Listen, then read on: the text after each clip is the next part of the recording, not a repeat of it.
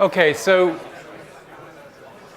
we were talking yesterday about Pauli matrices and the way that they generalize for arbitrary spin. I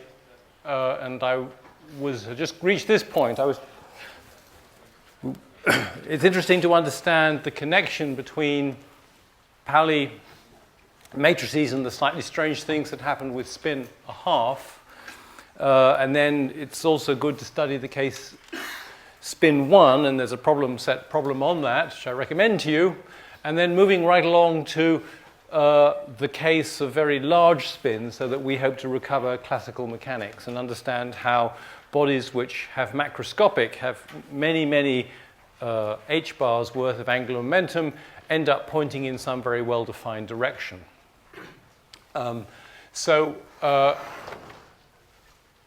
The procedure for generating the Pauli matrices is completely general. We're just writing down a matrix, each entry of which is the value of whatever operator, here Sz, squeezed between states of well-defined orientation between the states.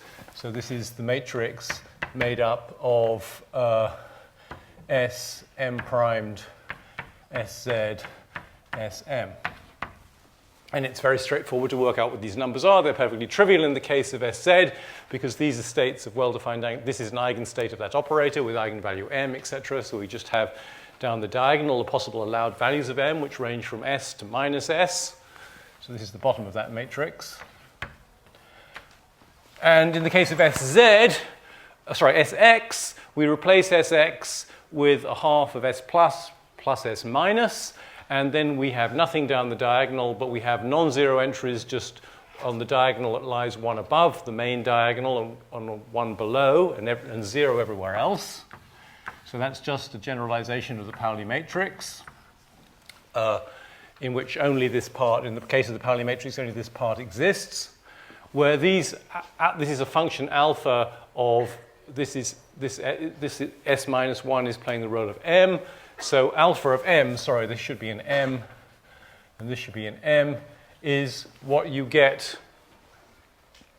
Sorry, this is with the raising operator, so this should be m plus 1, right? Sorry, it's this object here, just some square root. So, for example, it's very straightforward to pick a large value of s in the this diagram here, which should be up there, is for the case of s equals 40.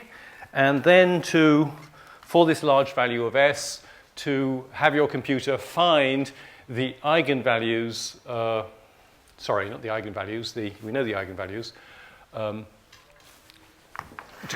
Out of these three matrices I can construct, if I take n is equal to, for example, nothing sine theta comma cos theta, so this is a unit vector which lies in the this is theta, this is the Ez direction, this is the Ey direction, so this is the unit vector n. So if I take any unit vector whatsoever, it has some coordinates like this, then I get the matrix for spin down that direction being nx sx plus ny sy plus nz sz. So choose some angle theta.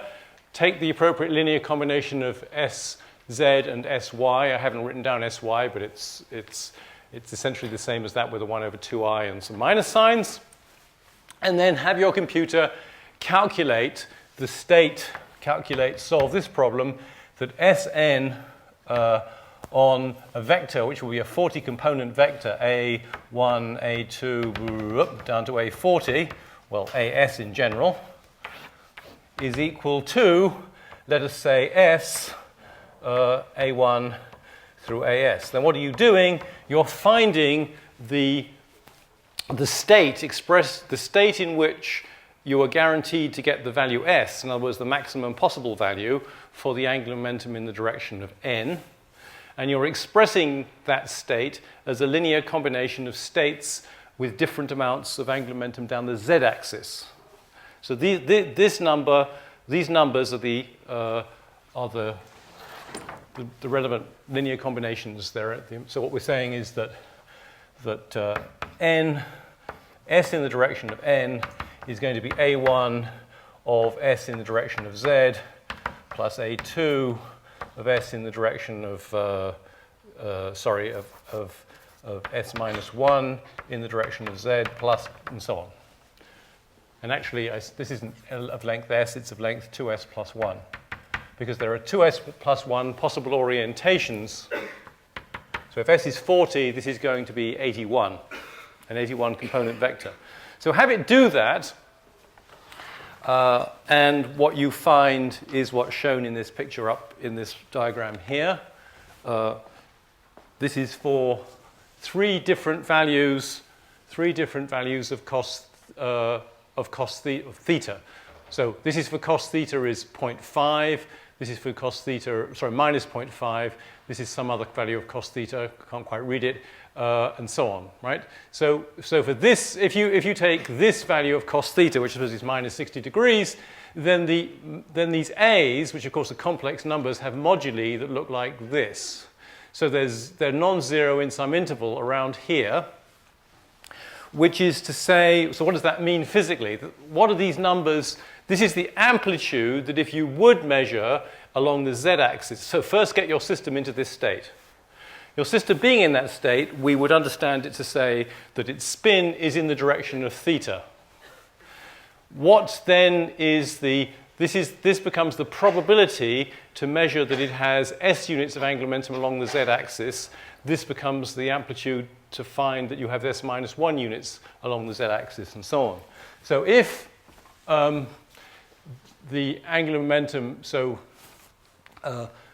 if the angular momentum vector really were at direction theta, how much would we expect to find along the z-axis? So classically, in this state, theta n, we expect Sz to return S cos theta. S cos theta is the projection of a vector of length s pointing in the direction of theta. It's the projection of that down the x-axis, down the z-axis, sorry. So, and what you're finding here is that these amplitudes peak around the place where classical physics would say this is the answer, and the quantum physics is saying, well, you have a chance to get all these answers with probabilities which are given by the square of these numbers, so quite strongly peaked. And as you change theta, so as you change the vector, you change the state, the input state, you change the direction of your spin, you change the place where these amplitudes peak. So that's only for s equals 40, and classical objects have s of 10 to the 30 or whatever. And as you get more and more, as s becomes bigger, there are more and more of these dots along this line here. There are here 81 dots, I suppose. 81 numbers are being calculated, right? Because there are 81 components in the vector. By the time you've got to 10 to the 31 dots, you'll find that that they're really completely peaked around here. So that's how we, out of this quantum mechanical stuff, we recover at high spin the classical idea that things point in some definite direction. And you can go on to show that the expectation value of Sy, which classically should be S sine theta, is indeed S sine theta. And what's more, the uncertainty, you can work out the RMS, you can work out what the expectation value of Sy squared is, and you find that that's essentially the same as the expectation value of Sy itself squared. In other words, there's very little uncertainty at high S in what you will get for Sy. So what's happening here is, in quantum mechanics, we have to calculate a whole series of numbers, which are the components to describe. So to describe the spin state of something, we have to construct, in the case of spin 1/2, 2 numbers, in the case of spin 1, 3 numbers, and so on. 2s plus 1 numbers we have to calculate, being the amplitude to find the various possible answers on Sz if you would make the measurement Sz. what we're doing essentially is recovering the probability distribution for the SZ measurements, which in classical physics is a delta function glitch at s cos theta.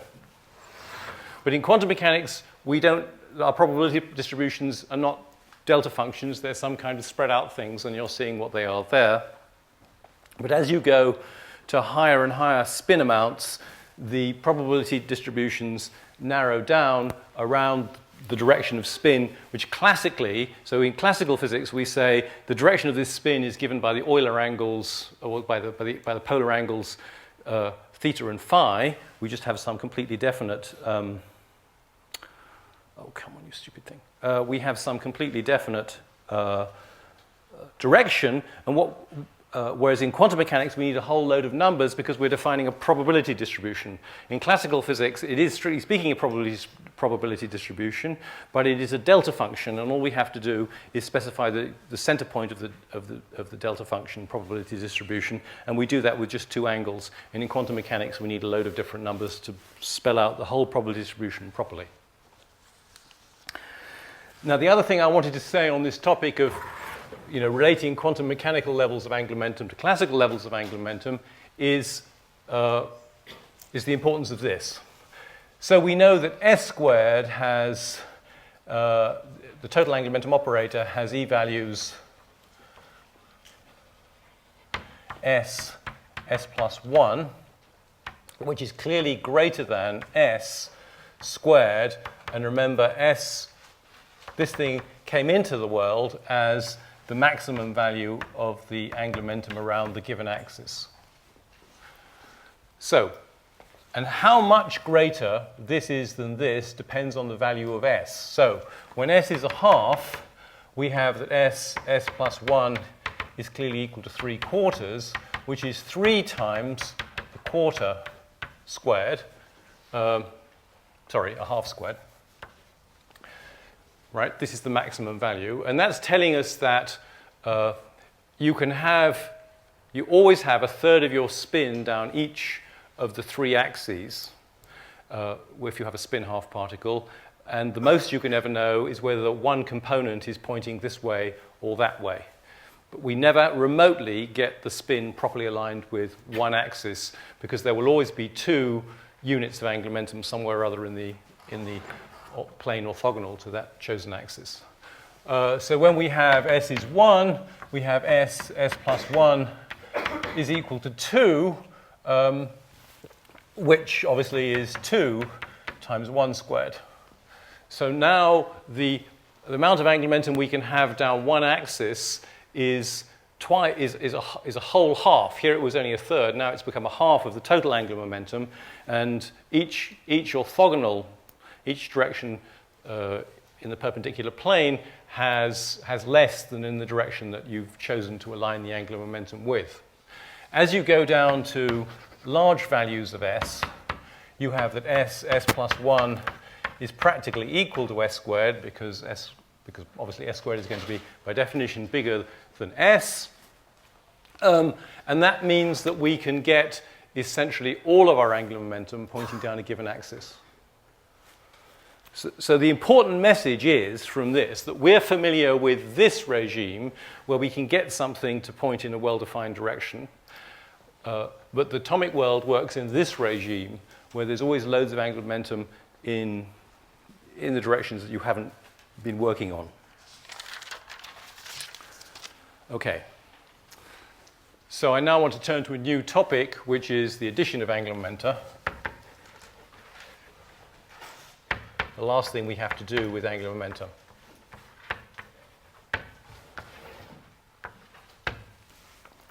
So this is a very important topic for atomic physics because atoms contain, the simplest atom, hydrogen, already contains a proton that carries a half h-bar of spin. An electron has the same amount of spin, and then the electron may have orbital angular momentum. It may have angular momentum by virtue of its orbit around the proton. So generically, a hydrogen atom contains 3 units of angular momentum, and we want to know, so what are the states of the atom in which the atom has well-defined angular momentum? So we're going to study And this is an application of the machinery that we introduced, I guess, early this term to discuss composite systems. This is a classic, this is an application of our theory of composite systems. So if you feel unsure about the theory of composite systems, please go back and have another look at it, because this is what we're going to be applying. So all that stuff about Einstein, Podolsky, Rosen, etc. What underpinned that. Because what we're going to do is we're going to consider two gyros.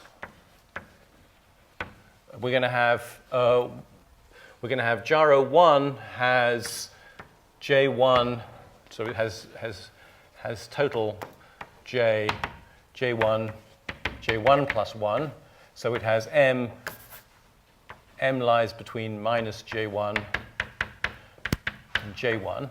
So that's the rate at which this gyro spins is fixed by some servo motor or something, right? And it's spinning at this rate. And we're going to have gyro 2, which obviously is going to have total angular momentum squared is this. So this will be M1, and M2 is going to lie between minus J2 and J2. So we've got these two gyros. There might be objects belonging to a navigation system, and we're going to stick them inside a box. And they're not going to talk to each other. They're going to have, there's going to be no Hamiltonian, there's going to be no coupling, physical coupling between these two gyros at all. But we are going to put them in a box, close the lid, and then say, so what are the states in which this box has well-defined angular momentum?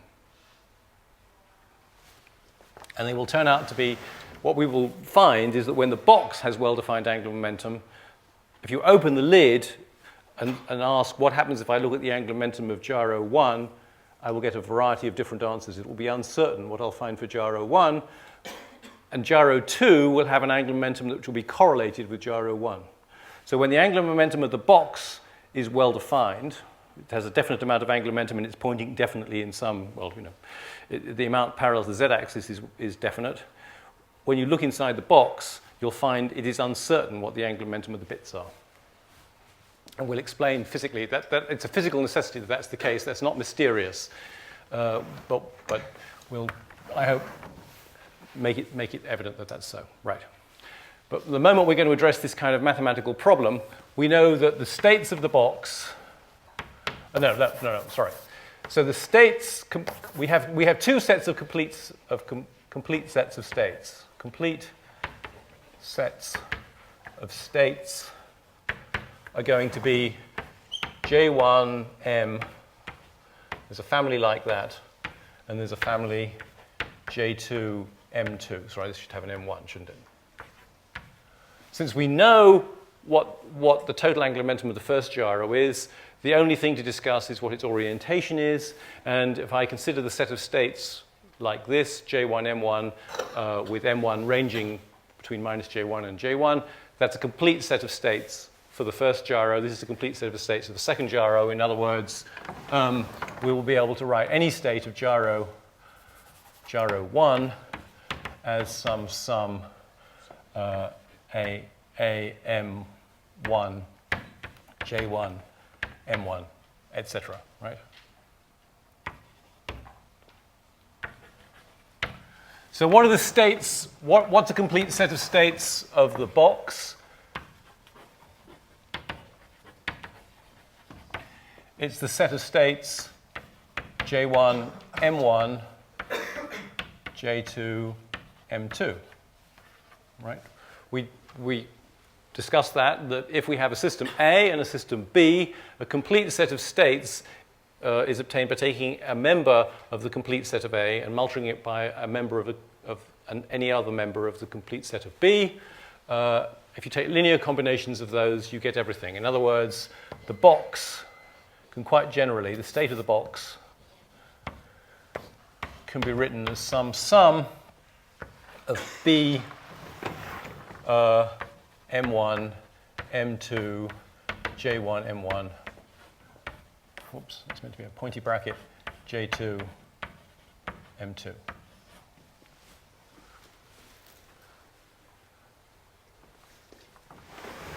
And we want to find the states of the box. So any state of the box can be written like this, where these numbers, for suitable choices of these numbers, these amplitudes. What we want to do is find the states of the box which are eigenfunctions of the box's angular momentum operators. And do you remember that when we discussed these things, these composite systems, we had that, that you added the operators of systems, of subsystems, and you multiplied their kets. That's how it worked. So we want to consider now what the relevant operators are. Well, we're going to have, for gyro 1, we have J1 squared, we have J1z, and we have J1 plus and J1 minus, the raising and lowering operators, where this is equal to J1x plus or minus I J1y. And of course, we will have the same kit of operators for the second gyro. That's for gyro 2. And then for the box, we will have J squared, which will be J1 vector plus J2 vector squared. And we will have Jz, which is equal to J1z plus J2z. And we will have J plus minus, which is equal to J1 plus minus plus J2 plus or minus. So we add the operators belonging to distinct systems. Here, because it's a squared, right, this thing should be the vector operator belonging to the box squared. So we add the individual, the vector operators belonging to the individual boxes. So we have to do a bit of, these are fairly straightforward. We have to do a bit of footwork on this. So let's find out, let's expand this. We have that J squared for the box is equal to J1 plus J2 dotted into J1 plus J2. And this is not, there's nothing funny going on here because the operators belonging to distinct systems, another thing we covered in the composite system discussion, operators belonging to distinct systems always commute. So we can multiply this out just as if they weren't operators, but just ordinary boring vectors, and find that this comes to J1 squared plus J2 squared plus J1 dot J2 twice over. This is because J1i, J2j commutator vanishes. Operators belonging to distinct systems always commute. Well, this is fine. This is in our list of operators. But this is not in our list of operators, right? J1.J2 is not up there. So we need to write this in terms of things that are up there. So we say J1, I want to get an expression for that in terms of the things already written up here. And what I do is I say, let's consider J1 plus times J2 minus. That is J1x plus ij1y, J2x minus ij2y, which is going to be J1x dot times J1x times J2x plus this on this will give me a J1y, J2y, which these are two of the components, the elements that are buried inside the J1.J2. But I get other stuff, unfortunately, which is I get plus I J1y, J2x minus J1x, J2y. So this I want, this I don't want. But we can get rid of this by arguing that if I write down J1 minus J2 plus, so reverse the plus and the minus, everything will carry across. The first two terms will emerge.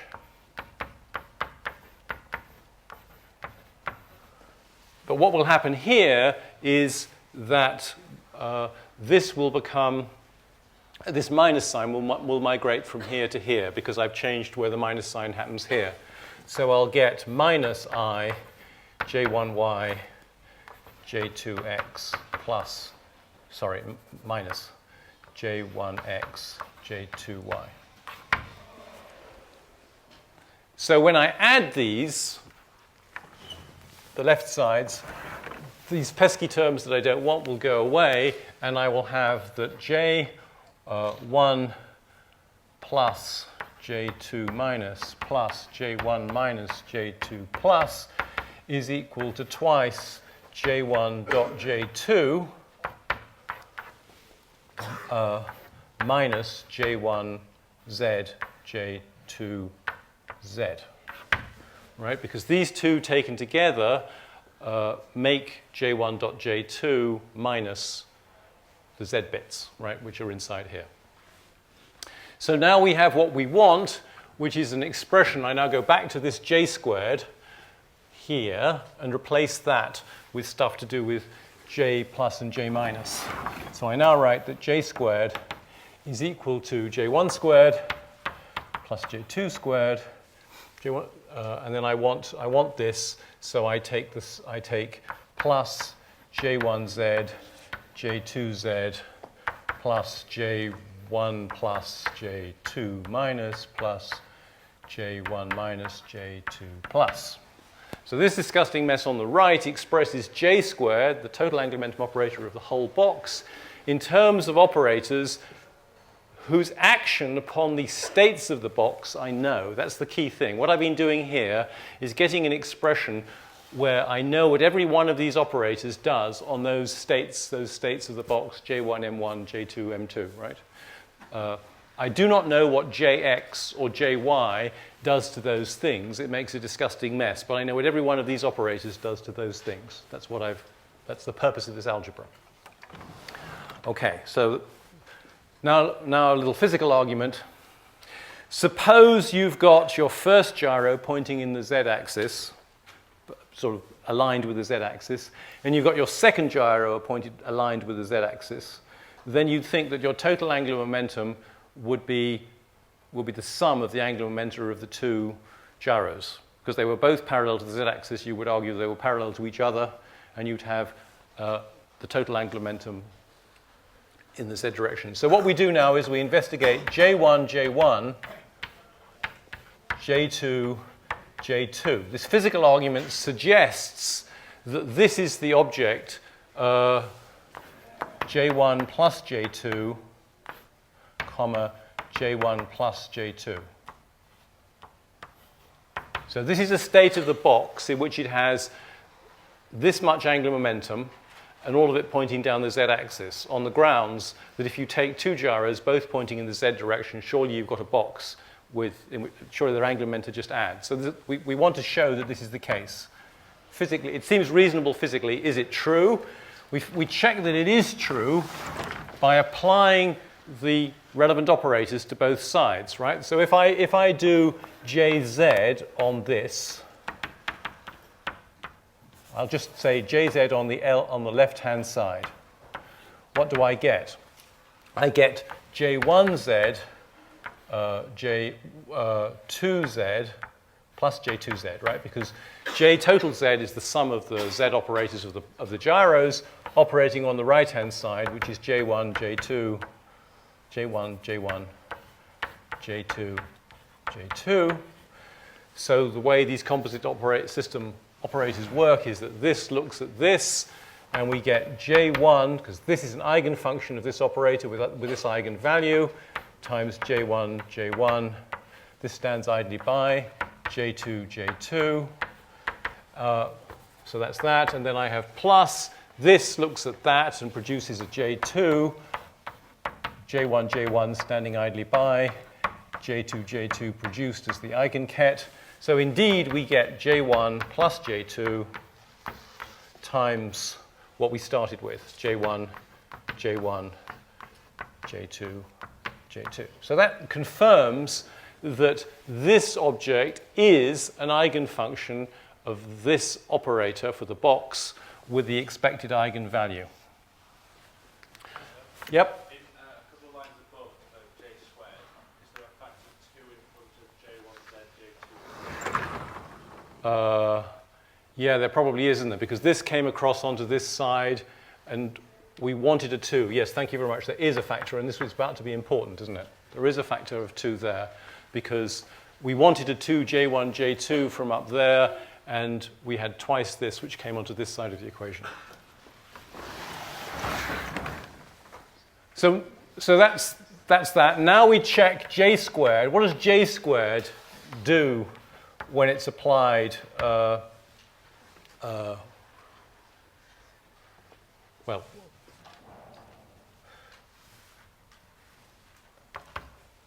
it's going to be j squared on this. So j squared, I want to do j squared on the right side, and j squared we've discovered is j1 squared plus j2 squared plus 2 j1z j2z plus j1 plus j2 minus plus j1 minus j2 plus. All that disgusting mess has to operate on, it operates on j1, j1, j2, j2. Well, this is an eigenket of this operator with eigenvalue j1, j1 plus 1. And it will then return this, and we'll find that this gets returned, so I'll just stick it in the back as a common factor.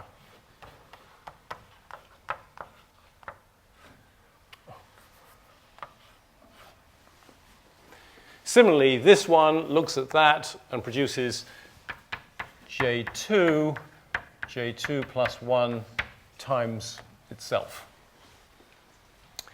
Then j1z looks at this and produces a j1 times this.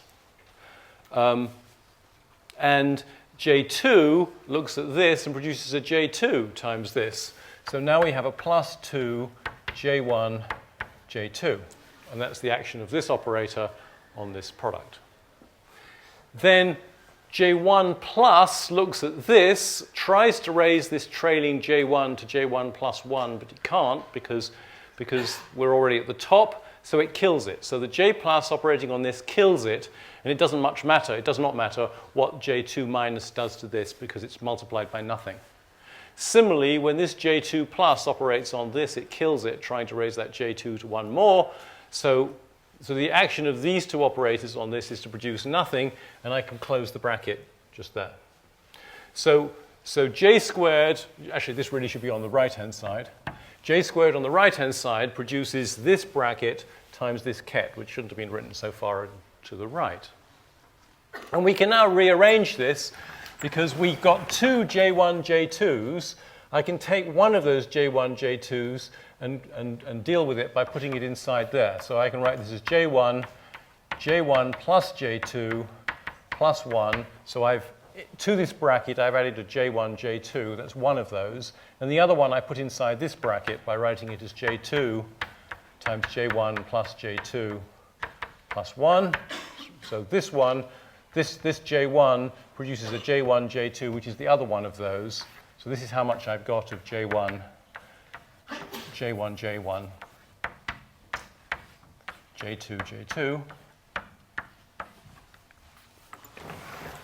And now I can immediately see that this is j plus 1 of j1, j1, j1, j2, j2, where j is j1 plus j2. So that proves that it proves the conjecture we started with, that this object is an eigenstate of the box with the eigenvalue, with the total angular momentum eigenvalue j1, j2.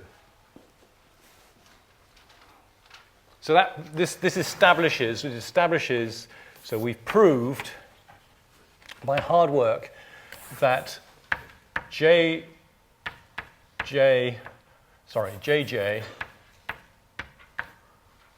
this being the state of the box, is equal to J1, J1,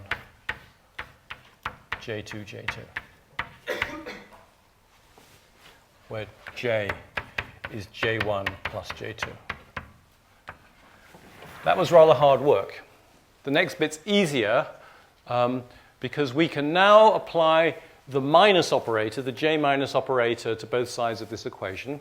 And on the left side, we'll get some multiple of J, J minus 1. On the right side, we'll get something more interesting. So now we apply J minus, which is equal to J1 minus plus J2 minus to both sides. J minus applied to J comma J produces, there's a square root here, which turns out to be J plus 1 minus, it should be M plus M minus 1, but M is J, so minus J minus 1 times J comma J minus 1.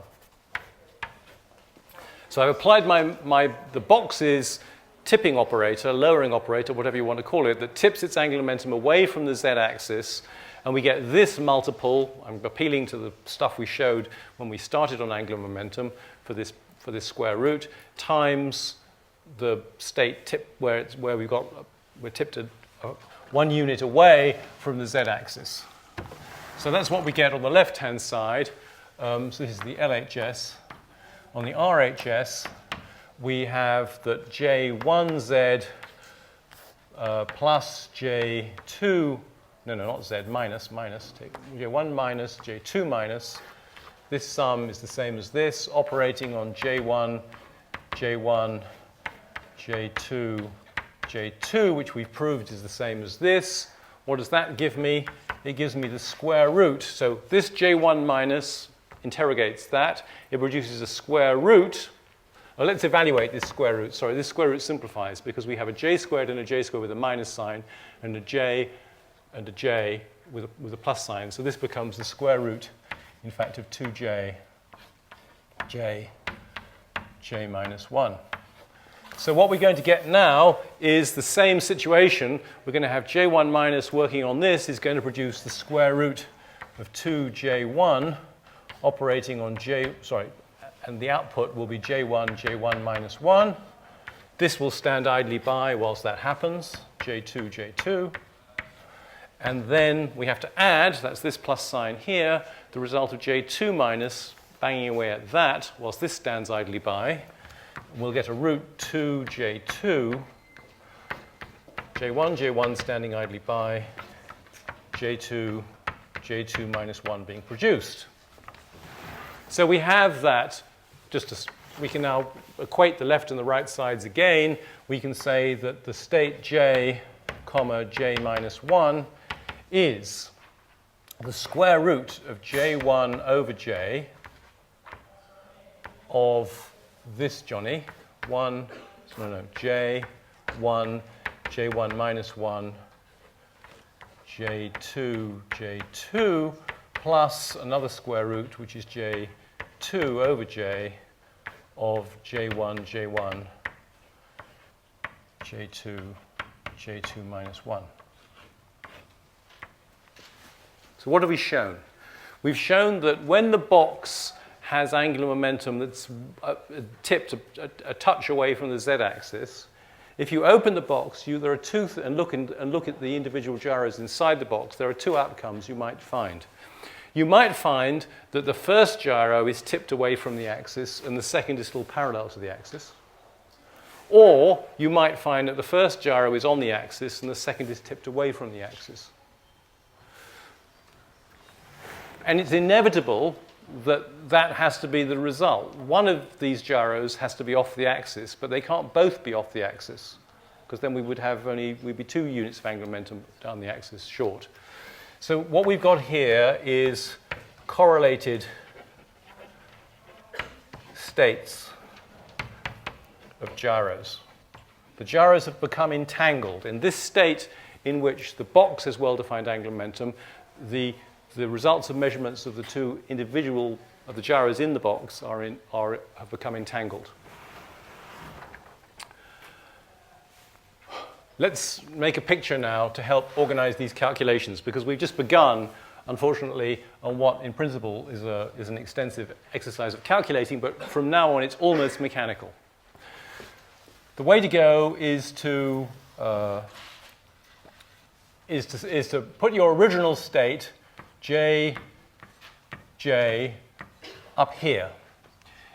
Why am I putting it up there? Because the origin is somewhere like here, and this is J units up from the origin, and this is J units down, right? So here we have a minus J. It's J units down. Here's the origin. We started with this state and established what it was, that it was J1, J1 times J2, J2. Then we used the lowering operator, J minus, to move around this semicircle to a state here that we've just constructed, which is J minus 1, which turns out to be a linear combination of this and this. And we found out what the factors are that make the linear combination. And we can now take this state, and we can apply our lowering operator on this to generate a state here, which will be J minus 2. And let's imagine doing that. We won't do that, but just imagine doing that. If we would apply the J minus to this, we would get some multiple, some wretched square root, times that target.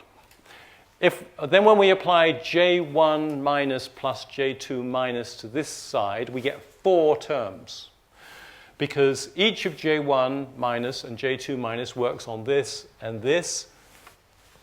So each of these two things generates 2 terms. When J1 minus works on this, we get J1 minus 2 times J2, J2 standing idly by. So let me just do this. We can say that J minus 2 is an amount of, and we could work out what this amount, it's straightforward to work out what this number A is going to be, but we won't do it, of J1 minus 2 times J2, J2. Then when J2 minus works on this, it produces some amount of J1 minus 1, J2, J2 minus 1. Right? Because it lowers this to J2 minus 1 whilst this stands idly by. Then when we use J1 minus on this, we get some more of what we've already got. This gets lowered to J1 minus 1, and we get some more of this, which we can absorb in this B. And then when J2 minus works on this, that goes down to a J2 minus. So we get plus another amount of J1, J2, J2 minus 2.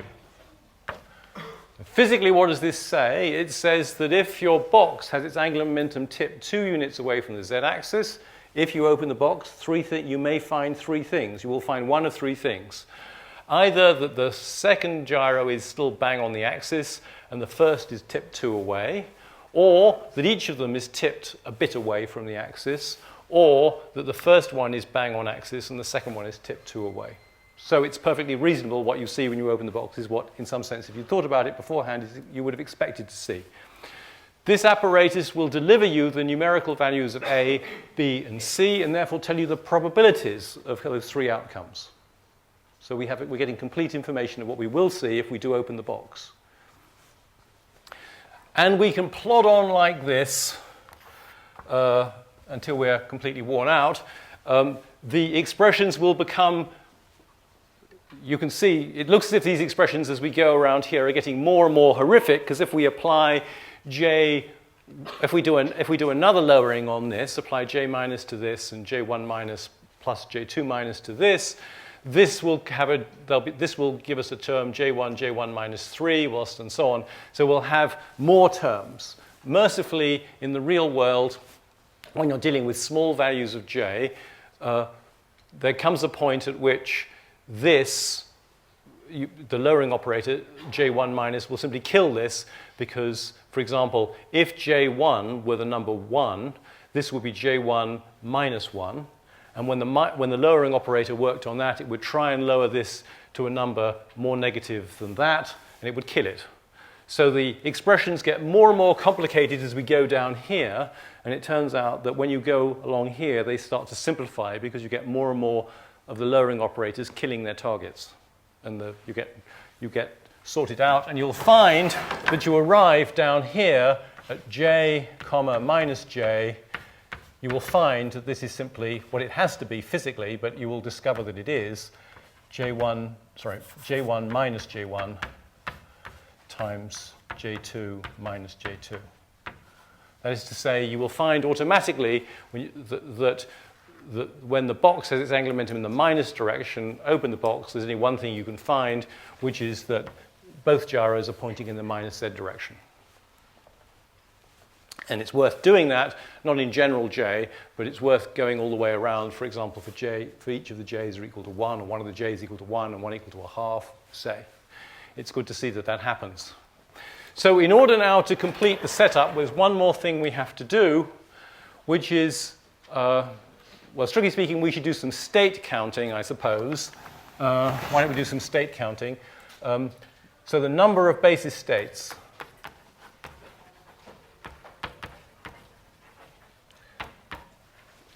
The number of basis states of the contents of the box is 2j1 plus 1 times 2j2 plus 1. This is the number of ways we're allowed to orient the angular momentum of the first gyro, and for each such orientation of the first gyro, this is the number of ways you can orient the second gyro. So that's the number of possible states of what's in the box. The number of states of the box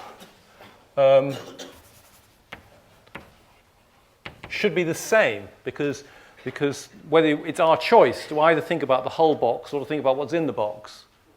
So there should be as many states of the box as there are what's in the box. And how many have we got?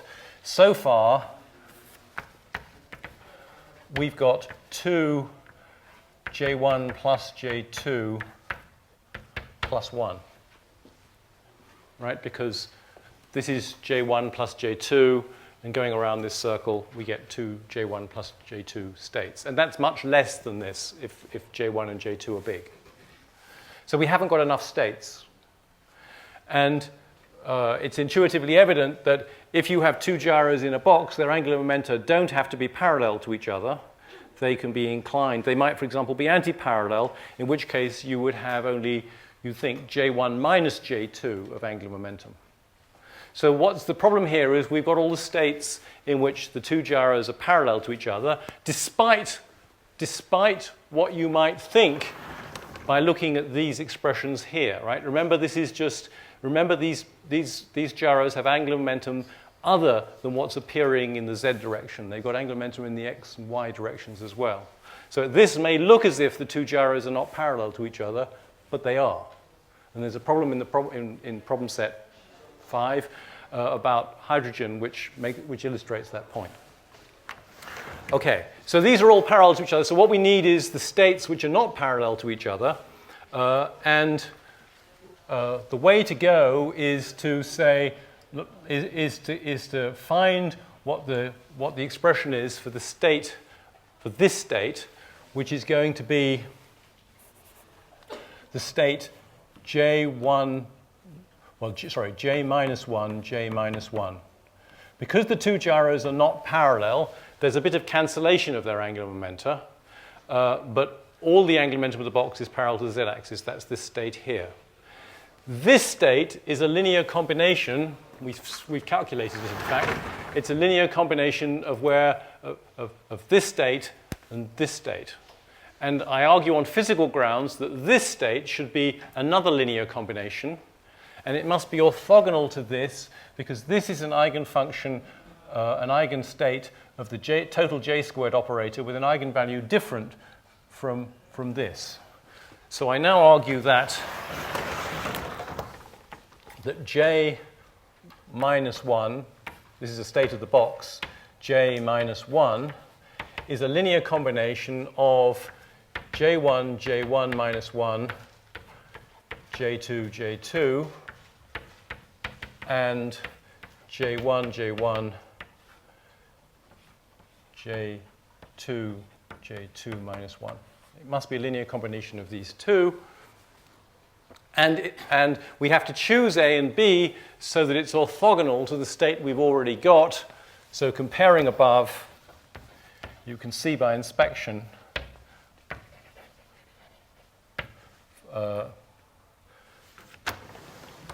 the condition that J minus 1, J minus 1, J minus 1 equals naught, that equation implies that A is equal to minus the square root of J2 over J, and B is equal to the square root of J1 over J. If you put in these choices for A and B, you found a state which is orthogonal to that. And then you can, if you're a skeptic, you've got a well-defined state, you can apply J squared to it and show that it produces you the expected eigenvalue, and it's trivial to see that this thing has an eigenvalue J1 plus J2 minus 1 for the Jz. Having got this, we can apply the J minus operator mechanically to find this state and so on, all the way around down to here. And this is how we construct the states of the box. So we better talk a bit more about this. Time is up. We better talk a bit more about this on Wednesday, but we've got the main ideas.